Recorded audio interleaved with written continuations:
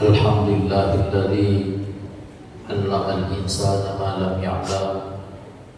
Asyhadu an la ilaha illallah wahdahu la syarika lah wa asyhadu anna Muhammadan 'abduhu wa rasuluhu la nabiyya ba'dah. Allahumma shalli wa sallim wa barik ala sayyidina Muhammad wa ala alihi wa ashabihi wa man tabi'ahum bi ihsanin ila yaumiddin. Amma ba'd. Hadirin wal hadirat jamaah subuh rahimakumullah, mengawali pembicaraan kami pada kesempatan ini, seperti biasanya kami mengajak kita semua untuk bersyukur kepada Allah Subhanahu wa taala dengan sama-sama melafazkan kalimat hamdalah alhamdulillahirabbil alamin. Selanjutnya sama-sama kita bersalawat kepada junjungan kita Nabi Muhammad beserta keluarga, sahabat dan seluruh umatnya. Allahumma shalli wa sallim wa barik ala sayyidina Muhammad wa ala alihi wa ashabihi wa ummatihi ajma'in. Amma ba'd. Hadirin wal hadirat jamaah sekalian rahimakumullah.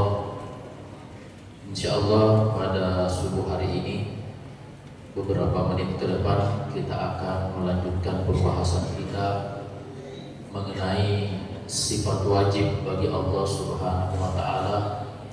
Yang pertama yaitu Allahu maujudun, bahwasanya wajib bagi Allah Subhanahu wa taala itu ada. Telah kita bahas pada pertemuan sebelumnya bahwa adanya Allah tentu beda dengan adanya makhluk. Adanya Allah disebut wajibul wujud, sedangkan adanya makhluk disebut mungkinul wujud. Jadi hanya bersifat mungkin keberadaannya seluruh makhluk, termasuk kita umat manusia. Kalau kita cermati apa yang telah kita bahas pada subuh sebelumnya, di mana saat ini banyak di antara manusia yang mengingkari keberadaan Allah. Sesungguhnya oleh seorang ulama berkebangsaan Turki sempat mengatakan bahwa keadaan kita ini umat manusia saat ini, jika dibandingkan dengan keadaan umat-umat terdahulu, sudah selayaknya kita ini dimusnahkan oleh Allah Subhanahu wa taala. Mengapa? Karena semakin banyaknya hari ini manusia yang durhaka kepada Allah Subhanahu wa taala sampai-sampai mengingkari keberadaannya. Namun demikian, mengapa kemudian Allah Subhanahu wa taala tidak membinasakan kita ini umatnya Nabi Muhammad? Padahal kalau kita cermati dosa-dosa yang dilakukan oleh umat manusia hari ini sangat-sangat luar biasa, maka jawabannya adalah itulah keistimewaan dari umatnya Nabi Muhammad. Inilah yang membuat Nabi Adam alaihissalam yang ketika mendengar informasi tentang Nabi kita Muhammad sallallahu alaihi wasallam merasa iri, bahkan berkeinginan agar supaya juga termasuk umatnya Nabi Muhammad sallallahu alaihi wasallam. Beliau sempat mengatakan di dalam salah sebuah hadis riwayat, saya iri katanya kepada umatnya Nabi Muhammad. Mengapa saya iri? Oleh karena saya melakukan dosa hanya kepada seseorang, dalam hal ini melakukan dosa bersama dengan istri, langsung dikeluarkan dari surga. Tapi umatnya Muhammad ternyata mereka berkali-kali, puluhan kali, bahkan beratus kali mereka melakukan dosa, tapi mereka tidak langsung diazab oleh Allah Subhanahu wa taala. Akan tetapi siksaannya ditangguhkan sampai kelak nanti datangnya hari kiamat. Ini salah satu yang membuat Nabi Adam cemburu kepada kita umatnya Rasulullah Muhammad sallallahu alaihi wasallam. Hadirin wal hadirat jamaah subuh rahimakumullah. Sesungguhnya pencarian Tuhan, tentang adanya Tuhan, itu tidak terjadi hanya bagi orang-orang tertentu, tetapi bahkan dialami oleh nabi-nabi Allah Subhanahu wa taala. Sebutlah misalnya Nabi Ibrahim alaihissalam. Di awal-awal pencarian beliau tentang Tuhan, itu kan juga beliau sempat meyakini bahwa Tuhan adalah bintang-bintang yang ada di langit. Setelah beliau menyadari bahwa sesungguhnya Tuhan yang diciptakan oleh ayahandanya, jadi ayahanda Nabi Ibrahim alaihissalam itu kan bukan hanya penyembah berhala, tapi dialah yang membuat berhala itu, dialah yang menjual patung-patung berhala. Pada saat itu Nabi Ibrahim bingung dengan apa yang dilakukan oleh ayahandanya, tidak masuk di logikanya. Bagaimana mungkin Tuhan yang kita sembah, kita sendiri yang menciptakannya? Akhirnya beliau melakukan pencarian terhadap Tuhan. Dilihatlah bintang-bintang yang ada di langit. Ini diabadikan oleh Allah di dalam surah An-Naml, di dalam surah Al-An'am. Dilihatlah bintang-bintang yang ada di langit. Tapi kemudian lambat laun muncul bulan. Akhirnya beliau mengatakan, oh inilah Tuhan, karena lebih besar daripada bintang-bintang yang lainnya. Tidak lama kemudian ternyata bulan ini hilang, digantikan oleh matahari yang jauh lebih terang. Akhirnya Nabi Ibrahim bilang, ini matahari ini yang lebih terang, ini jauh lebih terang dari sebelumnya. Inilah Tuhan. Sampai kemudian hilang pula matahari, tenggelam. Akhirnya Nabi Ibrahim berkesimpulan, ini juga bukan Tuhan.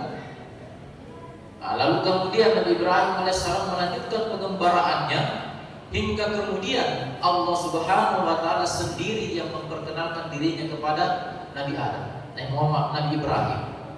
Nah, inilah satu pelajaran penting bagi kita, bahwa sesungguhnya dalam kaitannya bermakrifat kepada Tuhan, kalau kita ada keinginan mengenal Allah Subhanahu wa taala lebih dalam, maka jangan hanya mengandalkan diri sendiri, tetapi mintalah kepada Allah agar supaya Allah yang memperkenalkan dirinya kepada kita. Yang dilakukan Nabi Ibrahim pada saat itu hanya berupaya ikhtiar. Lalu kemudian sampailah pada satu tahap di mana Nabi Ibrahim alaihissalam berkata, sebagaimana diabadikan di dalam Al-Quran surah Al-Baqarah, A'udzubillahi minasyaitonirrajim. Wa idz qala Ibrahim rabbi arini kaifa tuhyil mauta. Ya Allah, Nabi Ibrahim pada saat itu tidak mengatakan, ya Allah tunjukkan dirimu padaku, tidak. Tapi Nabi Ibrahim hanya mengatakan, ya Allah tunjukkan kepadaku bagaimana Engkau menghidupkan sesuatu yang mati. Arini kaifa tuhyil mauta, bagaimana cara Engkau ya Allah menghidupkan sesuatu yang sudah mati. Maka Allah jawab pada saat itu, qala awalam tu'min. Ibrahim, apakah engkau kurang yakin terhadap keberadaanku? Apakah engkau kurang beriman terhadap diriku? Kata Allah. Qala awalam tu'min, qala bala walakin liyatma'inna qalbi. Nabi Ibrahim bilang, ya Allah, sesungguhnya saya yakin bahwa Engkau ada. Saya yakin bahwa Engkau adalah zat yang berhak untuk disembah. Tetapi adanya saya meminta agar supaya Engkau memperlihatkan bukti di mana Engkau menghidupkan yang telah mati, itu adalah liyatma'inna qalbi, untuk menenangkan hatiku. Nah, maka pada saat itu Allah katakan kepada Nabi Ibrahim, qala fakhuz arba'atan minat thairi fasurhunna ilaika thumma ja'al ala kulli jabalin minhunna juz'a thumma duhunna ya'tinaka sa'ya wa alam anna Allah azizun hakim. Maka pada saat itu Nabi Ibrahim diperintahkan oleh Allah, fakhuz arba'atan minhunna juz'a. Jadi Nabi Ibrahim diminta oleh Allah, carilah seekor burung. Kemudian burung itu engkau bagi 4. Setelah engkau bagi 4, masing-masing potongan dari burung ini engkau bawa ke gunung yang terjauh, di mana 4 arah, satu di barat, satu timur, sebagian di selatan, sebagian di utara. Setelah itu panggillah, maka dengan izinku, kata Allah Subhanahu wa taala, engkau akan melihat burung yang sudah dipotong 4 itu sekalipun berjauhan akan bertemu kembali dan akan hidup kembali.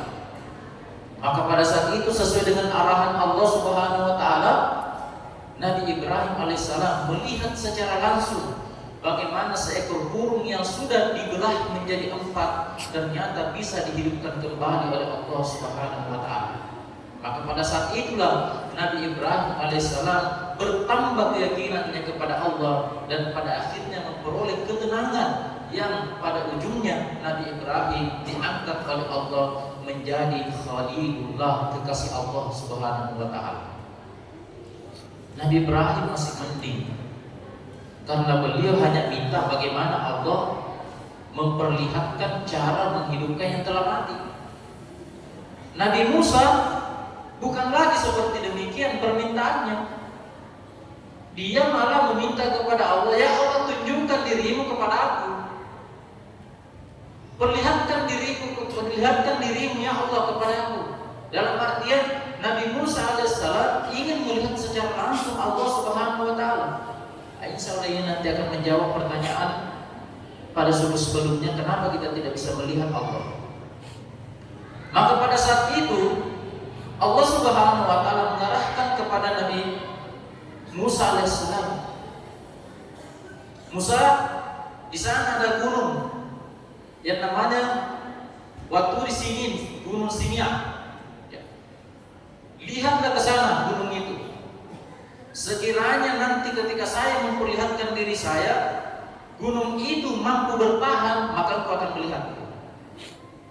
Maka pada saat itu Allah Subhanahu wa taala memunculkan sebuah cahaya di atas gunung tersebut, dan subhanallah gunung itu hancur lebur sehingga kemudian Nabi Musa wa kharra Musa sa'iqa, menjadilah Nabi Musa hamba yang pingsan. Pingsan pada saat itu Nabi Musa, padahal yang dilihatnya belum zat Allah Subhanahu wa taala, melainkan siapa? Adalah hanya seberkas cahaya yang Allah Subhanahu wa taala turunkan di atas gunung, lalu kemudian ternyata gunung itu tidak mampu menahan cahaya tersebut karena kuasa Allah Subhanahu wa taala. Dari kisah ini sesungguhnya memahamkan kita umat manusia betapa sombongnya kita ini menjadi hamba ketika berkeinginan melihat Tuhan dengan mata kepala. Padahal setiap azan kita dengar muazzin Allahu Akbar, Allah Maha Besar. Setiap kita sholat Allahu Akbar, Allah Maha Besar. Bagaimana caranya kita mau melihat yang Maha Besar? Ingin melihat Allah, tapi di sisi lain mengakui bahwa Allah itu Maha Besar.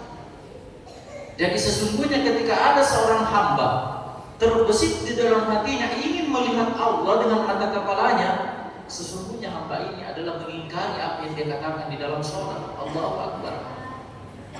Bapak Ibu sekalian, saya kasih analogi. Analogi ini dari seorang ulama yang bernama Fethullah Gulen, salah satu ulama pembaharu dari negara Turki. Sedikit lagi Bapak Ibu sekalian. Masjid ini, Bapak Ibu sekalian, bisakah melihat masjid ini di saat Bapak Ibu sekalian berada di dalamnya? Tidak pastinya. Bagaimana besarnya masjid ini, Bapak Ibu tidak bisa tahu seperti apa besarnya masjid ini ketika berada di dalamnya. Di dalam tubuh kita ada namanya bakteri. Kata Fethullah Gulen, bakteri yang ada di dalam tubuh manusia itu jarak pandangnya hanya kurang lebih 3 cm. Kalau 3 cm ya kira-kira hanya seperti ini, atau anggaplah sepanjang telunjuk. Kalaulah jarak pandangnya bakteri ini hanya sampai di sini, bagaimana mungkin dia bisa melihat tubuh kita manusia ini? Sekiranya bakteri ini kita keluarkan, simpan di hadapan kita, maka pastinya jangankan untuk melihat kita secara utuh, diletakkan saja bakteri ini 5 cm dari kita, itu dia tidak bisa melihat kita. Lalu bagaimana dengan kita hamba yang ingin lihat Tuhan padahal mengakui Dia Maha Besar? Tidak logis, tidak masuk akal. Maka dari itu jamaah syukur rahimakumullah, disinilah kita memulai ilmu tauhid kita. Disinilah kita memulai ilmu tauhid kita. Bagaimana betul-betul kita mengenal Allah Subhanahu wa taala sehingga kemudian tidak muncul pikiran-pikiran nakal, pikiran-pikiran jahil untuk kemudian kita berkeinginan mengenal Allah, tapi kemudian tidak menyadari bagaimana keterbatasan diri kita sebagai ciptaan. Sesungguhnya masih banyak alasan-alasan yang ingin kami sampaikan, tapi karena waktu juga yang membatasi kita, sehingga insya Allah malam selanjutnya kita akan lanjutkan beberapa bukti nyata yang bisa Bapak Ibu sekalian lihat, ketahui sekaligus tentang adanya Allah Subhanahu wa Ta'ala, dan itu akan menguatkan keyakinan kita bahwa betul-betul Allah Subhanahu wa Ta'ala itu ada, bukan hanya sekedar tahu, tapi di sini akan berada pada level keyakinan yang didukung oleh dalil akli dan sekaligus didukung oleh dalil nakli. Insya Allah besok subuh akan kita lanjut. Mohon maaf atas segala kekurangan. Terima kasih atas segala perhatian. Tapi Ustaz, saya izin pimpin doa. Mari kita sama-sama berdoa. Astagfirullahaladzim, astagfirullahaladzim, astagfirullahaladzim. Asyhadu an la ilaha illallah wa asyhadu anna Muhammadar Rasulullah. Amin. Bismillahirrahmanirrahim. Alhamdulillahirabbil alamin. Shallallahu ala sayyidina Muhammadin wa ala alihi washabbihi wasallam. Allahumma ighfir lana dzunubana wa dzunuba abaina wa ummahatina wa ajdadina wal muslimina wal muslimat wal mu'minina wal mu'minat wal ahya'i minhum wal amwat. Allahumma inna nas'aluka imanan da'ima wa nas'aluka imanan shadiqa wa yaqinan laysa ba'dahu kufrun. Allahumma rabbana zidna ilma warzuqna fahma. Allahumma faqihna fid din wa 'allimna ta'wila.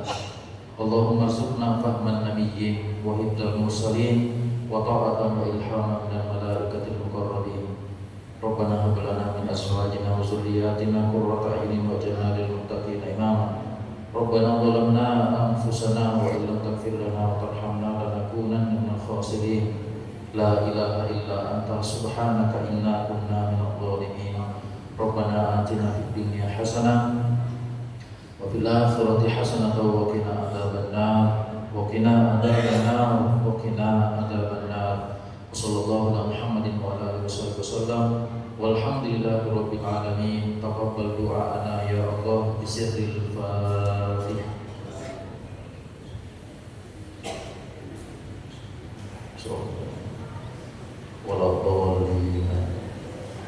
Wabillahi taufiq wa hidayah. Assalamualaikum warahmatullahi wabarakatuh.